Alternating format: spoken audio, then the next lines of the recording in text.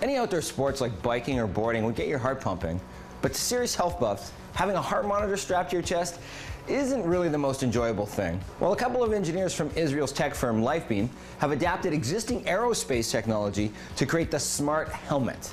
Lifebeam has already created a miniature sensing platform called the Quantum that fighter pilots use to monitor heart rate, blood flow, and oxygen while in flight. Now it's applying some of the technology to biking helmets.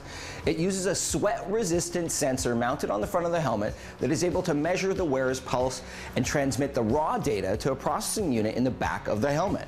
The helmet can then sync with your smartphone, fitness watch, or cycling computer. The product is embedded into a stock sport biking helmet and weighs next to nothing, so putting it on won't feel intrusive at all. The company aims to place the sensors in other sports helmets in the near future. Now that's a smart noggin. Keyboards. They come in all shapes and sizes, and on mobile devices they sometimes just don't function like they should.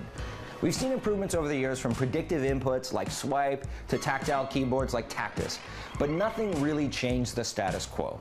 Well, now a Canadian startup from Toronto, Worldscape, is trying to make waves with redesigning and minimizing the keyboard. At first glance, the layout might look a little alien, but it is really just a squashed down version of the traditional keyboard. The design places letters in diagonal groups of 3, with a smart autocorrect to compensate the slack from your fingers. If you need to be precise, holding down the letters would give you a better view.